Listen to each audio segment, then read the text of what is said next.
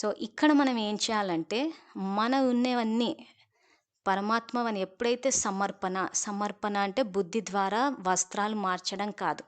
ఇప్పుడు మనం చెప్పుకున్న ఉదాహరణలో మనం ఒక ఇల్లు కట్టినప్పుడు ఆ ఇంటికి యజమాని ఎవరు అంటే నేను అని కాకుండా పరమాత్మ అని చెప్పి అనుకుంటాం. సో, ఇక్కడ మన ఆత్మ అన్న మొదటి లెసన్‌లో గాని, రెండవ లెసన్‌లో గాని మనం ఆత్మ అయితే మన ఆత్మకు తండ్రి పరమాత్మ. ఇదే జీవిత సత్యము. దాన్ని ఇప్పుడే తెలుసుకున్నాము. సో, మన ఇంటికి యజమాని ఎవరంటే గూడా శివ్ పరమాత్మనే. సో, ఇప్పుడు ఆ ఇంట్లో గనక వాస్తు దోషాలుంటే, ఆ ఇంటి యజమాని అయిన పరమాత్మకే అవన్నీ వర్తింపచేస్తాయి గాబట్టి, మనము సురక్షితంగా ఉంటాము.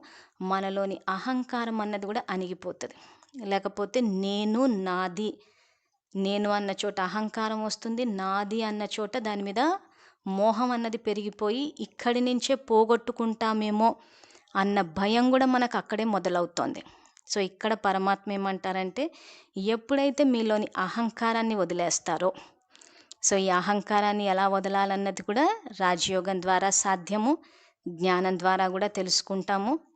పరమాత్మ ఏదైతే రోజు జ్ఞాన మురళిని వినిపిస్తారో, ఆ జ్ఞానాన్ని రోజు వింటూ ఉంటే, ధారణ చేస్తూ ఉంటే, ఈ అహంకారం అన్నది సరళంగా, సహజంగానే వదిలిపోతుంది. సో, ఎప్పుడైతే ఈ అహంకారాన్నన్నది వదిలేస్తామో, అప్పుడు మనం తేలిగ్గా అయిపోతాం.